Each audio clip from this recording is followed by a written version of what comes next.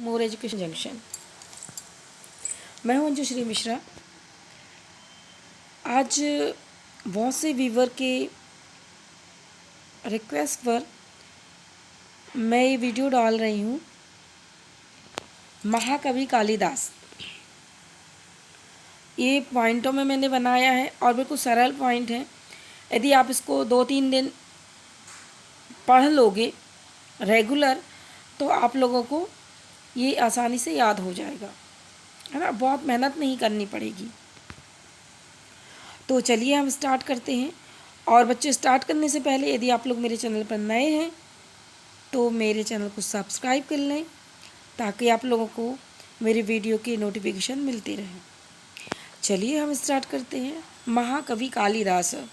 तो महाकवि कालिदास के बारे में तो सभी ने सुना होगा, है ना।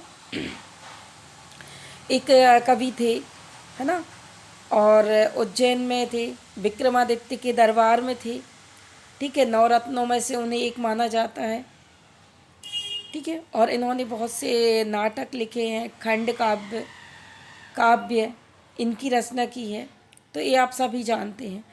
मैं इसलिए आपको बता रही हूँ कि ताकि आप लोग हिंदी में अपने दिमाग को सेट कर लें। ठीक है, क्योंकि हिंदी की थोड़ी थोड़ी जानकारी यदि आप रहती है तो हम संस्कृत में इसको कन्वर्ट भी कर सकते हैं। ठीक है ना। तो चलिए स्टार्ट कर लेते हैं। पॉइंट नंबर फर्स्ट देखते हैं। महाकवि कालिदास न केवलम भारतस्य प्रत्युत विश्वस्य श्रेष्ठा कवि अस्ति।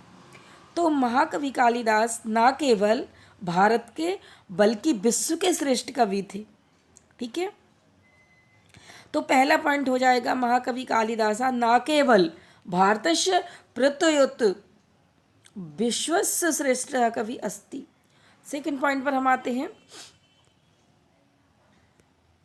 सह का अर्थ होता है बेटा वह है। संस्कृत भाषा के श्रेष्ठतम, श्रेष्ठ मतलब सबसे श्रेष्ठ, है ना, श्रेष्ठतम कवि अस्ति। तो श्रेष्ठतम कवि थे संस्कृत भाषा के। नेक्स्ट देखते हैं। कालिदास कवि कुल गुरु कथ्यते।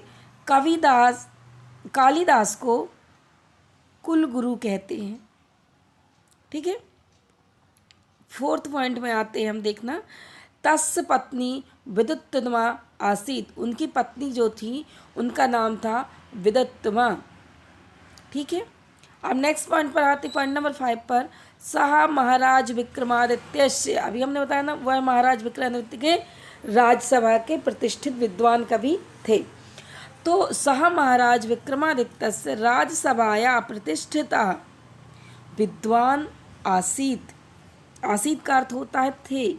ठीक है, हर जगह हम अस्ति नहीं लगा सकते हैं ना, तो आसीत का अर्थ होता है थे। नेक्स्ट देखना।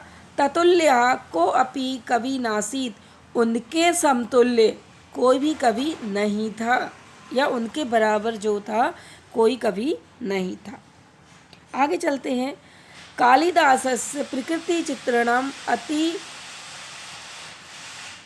अतीव रम्यम अस्ति।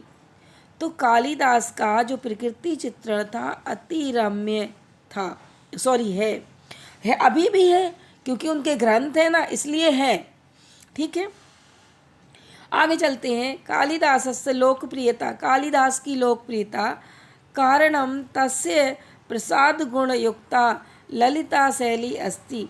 तो कालिदास की लोकप्रिय का कारण था उनकी बोलने की शैली का गुण। नेक्स्ट देखते हैं। तस्य ग्रंथानाम पठनेन आनंदस्य अनुभवो भवति। उनके ग्रंथ को पढ़ने से आनंद का अनुभव होता है। ठीक है, नेक्स्ट देखते हैं। 10 पॉइंट पर आते हैं। अनुमीयते यत्तस्य जन्मभूमि उज्जैनीय आसीत। अनुमान है कि उनकी जो जन्मभूमि है वह कौन सी है, उज्जैनी थी।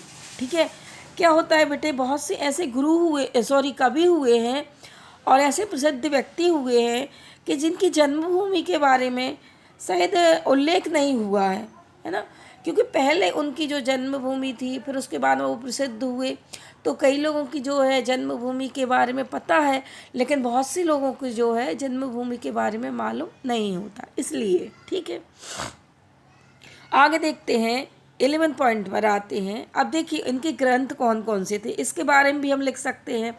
तो देखिएगा, तस्य प्रमुख ग्रंथा संति सॉरी, तो इनके प्रमुख ग्रंथ हैं तीर्णी नाटकानि, 3 उनके नाटक हैं। पहला है मालविका अग्नि मित्रम, मालविका अग्निमित्रम। तो एक मालविका नाम की एक प्रेमिका थी और अग्निमित्र था, तो इनकी दोनों की प्रेम कहानी। ठीक है, और दूसरा है विक्रमोर्वशीयम, तो इसमें है विक्रम और उर्वशी, विक्रम और उर्वशी इन दोनों के नाटक थे। अभिज्ञान शकुंतलम, तो अभिज्ञान शकुंतलम, शकुंतला का सुना है ना। तो ये 3 इनके क्या थे, प्रमुख नाटक थे, है ना। तो आपको याद रहेगा नाटक क्या, 2 लोग मिलके नाटक करते हैं ना, है ना। तो ऐसे आप याद रख लेना कि इनके प्रमुख नाटक कौन कौन से, मालविका और अग्निमित्र, विक्रम और उर्वशी, अभिज्ञान शकुंतलम। ठीक है, तो ये हो गए हमारे नाटक। अब आगे चलते हैं, हम देखते हैं 12वें नंबर पर महाकाव्य। तो बच्चों इनके 2 महाकाव्य थे। ठीक है, तो महान लोग इस ऐसे याद रखना कि जो महान लोग रहते हैं उन्हीं के बारे में काव्य होते हैं ना। तो जैसे रघुवंशम, तो रघुवंश भी आपको पता है ना कि रघुवंशम महान थे। ठीक है, और कुमार संभवम यह भी क्या थे, महान थे। ठीक है, तो ऐसे आप याद रख लेने का, महाकाव्य में महान लोग रहते हैं, तो एक रघुवंशम हो गया और दूसरा कुमार संभव हो गया। ठीक है, ये याद करके रखना, क्योंकि हम जब एग्ज़ाम में बैठते हैं ना बच्चों तो भूल जाते हैं, तो किसी न किसी से हम यदि कनेक्ट करके शब्दों को पढ़ते हैं तो वो चीज़ हमें याद रहती है। ठीक है, आगे देखते हैं हम 30 नंबर पर आते हैं खंड काव्य। खंड का मतलब होता है टुकड़ों में, है ना, टुकड़े। तो खंड काव्य से आप याद रखोगे, तो देखिए मेघदूत, मेघ मतलब होता है बादल, है ना। तो बादल के क्या होते हैं, खंड खंड में बादल हो सकता है ना। जब बारिश होती है या मौसम खराब रहता है तो बादल कैसे होते हैं, टुकड़ों में होते हैं, खंड का में कहीं ज़्यादा बादल रहते हैं, कहीं कम रहते हैं। ठीक है, तो हम ऐसे याद रख लेंगे खंड का मेघदूत। और दूसरा होगा ऋतु संहारम, तो ऋतु संहारम में क्या है, ऋतुएं भी हमारी टुकड़ों में रहती हैं, 4 महीने ठंडी, बरसात, गर्मी, ऐसे टुकड़ों में रहती है ना। तो ऐसे याद रख लेना खंड खंड खंड। ठीक है, तो पहला मेघदूत हो गया, दूसरा ऋतु संहारम हो गया। चलिए, ये आपको अच्छे तरीके से याद हो गए होंगे। अब हम नेक्स्ट देख लेते हैं। बच्चों मैंने 15 पॉइंट बनाए आप लोगों के लिए, ताकि आप लोग मान लो 1-2 भूल भी जाते हो तो आपके 10 पॉइंट तो पक्के आपके रहें। ठीक है, क्योंकि 10 पॉइंट यदि आप लिखोगे तो आधा आधा नंबर 1-1 पॉइंट में मिल सकते हैं। ठीक है, यदि चेक करने वाला है अच्छा है तो 5 नंबर का यदि आपका ऐसे आएगा तो आधे आधे नंबर आपको 1-1 पॉइंट में मिलेंगे। तो यदि मान लो आप 1-2 भूल भी गए तो 12-13 तो लिख ही आओगे। ठीक है, ऐसा इस कारण मैंने आपको 15 पॉइंट दिए। देखिए मेघदूते मतलब मेघदूत में उज्जैन्या, उज्जैन का भव्यम वर्णम विद्यते, उज्जैन का भव्य वर्णन विद्यमान है, मतलब मेघदूत में उज्जैन का अच्छा भव्य वर्णन किया गया है। नेक्स्ट देखना 15 में, अब बोल देते हैं ना कि अरे तुम कालिदास हो रहे हो, ऐसा बोल देते ना, उपमा दे देते हैं किसी को भी कि भाई तुम तो कालिदास हो, है ना। तो देखिए यही बताया गया है इसमें कि कालिदास उपमा प्रयोग, कालिदास की उपमा प्रयोग अपूर्वा, है ना, ऐसी कोई नहीं है जैसी ये कालिदास को क्या देते हैं, अथा साधुच्यते, कहा जाता है कि कालिदासस्य, है ना, बोल देते हैं, उपमा दे देते हैं कि भाई तुम तो क्या हो रहे हो, कालिदास हो रहे हो, है ना। क्योंकि कालिदास की एक जो कहानी है कि कालिदास क्या है, एक समय ऐसे थे कि महामूर्ख कहे जाते थे, है ना। और कालिदास जिस पेड़ पर बैठे रहते थे कहो उसी की डगाल को, जिस डगाल पे बैठे हैं उसी को डगाल को काट रहे हैं। ठीक है, तो इसलिए ऐसा बोला गया था कि भाई तुम क्या हो, मूर्ख के हिसाब से बोला जाता है कि भाई तुम कालिदास हो रहे हो, है ना।